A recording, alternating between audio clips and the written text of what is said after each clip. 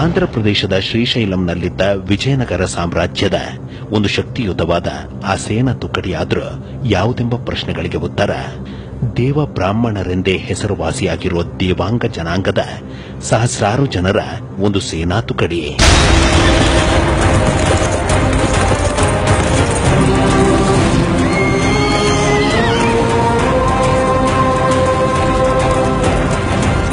ಮೊದಲಿಗೆ ನಾವು ಅಲ್ಲಿ ಕೃಷ್ಣದೇವರಾಯನ ಕಾಲದಲ್ಲಿ ಅವರ ಸೇನಾನಿಗಳು ಆಗಿದ್ರು. ಬಟ್ಟೆ ನೇಯ ಕಾಯಕವೂ ಇತ್ತು. ಸೇನಾನಿಗಳು ಕೂಡ ಅವರಿಗೆ ಯಾವುದು ಒಂದು ಯುದ್ಧದ ಸಂದರ್ಭದಲ್ಲಿ ಅವರಿಗೆ ಗೆಲುವನ್ನು ಸಾಧಿಸಿಕೊಟ್ಟಂತಹ ವೀರಾಗ್ರಿಗಳು ನಮ್ಮ ದೇವಾಂಗರು. ಶ್ರೀಶೈಲದ ಭ್ರಮರಾಂಬಿಕ ಸಮೇತ ಮಲ್ಲಿಕಾರ್ಜುನ ಸ್ವಾಮಿಯ ಶಕ್ತಿಯ ಮತ್ತೊಂದು ಸ್ವರೂಪವಾದ ತಾಯಿ ಚೌಡೇಶ್ವರಿಯನ್ನ ಭಕ್ತಿಯಿಂದ ಆರಾಧಿಸಿಕೊಂಡು ಜೀವನ ಸಾಗಿಸುತ್ತಿದ್ದ ದೇವಾಂಗ ಸಮುದಾಯ ಹುಟ್ಟಿಕೊಂಡಿದ್ದಾದ್ರೂ ಹೇಗೆ ಎಂಬ ಪ್ರಶ್ನೆಗಳಿಗೆ ಉತ್ತರ ಶಿವನ ಹಣೆಗಣ್ಣಿನಿಂದ ಎಂಬುದು.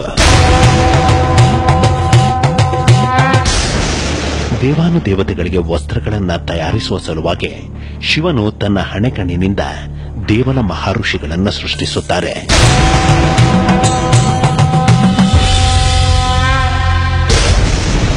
ದೇವಲ ಮಹರ್ಷಿಗಳು ದೇವದತ್ತೆ ಹಾಗೂ ಅಗ್ನಿದತ್ತೆಯರನ್ನ ಮದುವೆಯಾಗುತ್ತಾರೆ.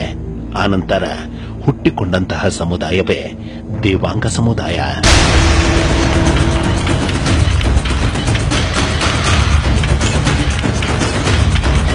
ನಮ್ಮ ಈ ದೇವಾಂಗ ಜನಾಂಗ ಮೊದಲಿಗೆ ಹುಟ್ಟಿದ್ದು ಶಿವನ ತ್ರಿನೇತ್ರ ಅಂದರೆ ಹಣೆಗಣ್ಣಿನಿಂದ ಹುಟ್ಟಿದ್ದು.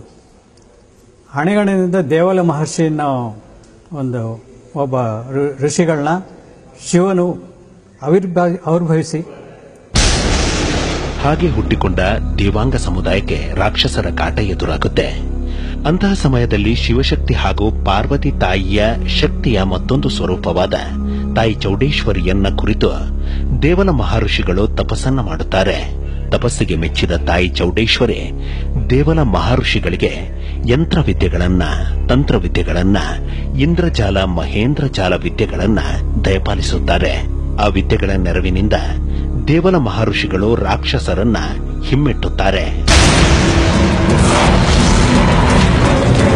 ಪ್ರಾರ್ಥನೆ ಮಾಡಿಕೊಂಡ ಸಂದರ್ಭದಲ್ಲಿ ಈ ಶುಂಭಾಸ ಮದ್ದನ್ನು ಮಾಡಬೇಕಾದ್ರೆ ದೇವರಮಶಿ ಅವರಿಗೆ ನಿನಗೆ ಕೊಟ್ಟಿರ್ತಕ್ಕಂಥ ಹೊರವನ್ನ ನಿನ್ನಿಂದಲೇ 4 ಜನ ಮಾಂತ್ರಿಕರನ್ನ ನೀನೇ ಸೃಷ್ಟಿಸಬಹುದು ಅಂತ ಹೇಳಿದಾಗ ಅವರು ತಮ್ಮ ದೇವರಮಶಿ ಅಂತ ಅವರು ಕಾಲು ಉಗುರಿನಿಂದ ಅವರು 4 ಜನ ಮಾಂತ್ರಿಕರನ್ನ ಹೋಗಿಸ್ತಾರೆ. ಬಟ್ಟೆ ನೇಯುವ ಕಾಯಕವನ್ನ ನಿರ್ವಹಿಸುತ್ತಾ ಜೊತೆಗೆ ಯುದ್ಧಗಳಲ್ಲಿ ಪಾಲ್ಗೊಂಡು ಜೀವವನ್ನ ಲೆಕ್ಕಿಸದೆ ಹೋರಾಟ ನಡೆಸುತ್ತಿದ್ದ, ತಂತ್ರವಿದ್ಯೆಗಳಲ್ಲಿ ಮಂತ್ರವಿದ್ಯೆಗಳಲ್ಲಿ ನಿಪುಣರಾಗಿದ್ದ, ಆಂಧ್ರದ ಶ್ರೀಶೈಲಂನಲ್ಲಿ ನೆಲೆಯಾಗಿದ್ದ ದೇವಾಂಗ ಸಮುದಾಯ ಶ್ರೀಶೈಲಂ ಊರನ್ನು ಬಿಡಲು ನಿರ್ಧರಿಸುತ್ತಾರೆ. ಅದಕ್ಕೆ ಕಾರಣ ವಿಜಯನಗರ ಪತನ. ಅಂತಹ ನಿರ್ಧಾರದೊಂದಿಗೆ ಶ್ರೀಶೈಲವನ್ನ ಬಿಟ್ಟು ತಮಿಳುನಾಡಿನ ಮೂಲಕ ಕರ್ನಾಟಕದ ಕಾವೇರಿ ತಟದಲ್ಲಿನ ದಟ್ಟವಾದ ಅರಣ್ಯದಲ್ಲಿ ಹೆಜ್ಜೆಗಳನ್ನು ಹಾಕುತ್ತಾರೆ.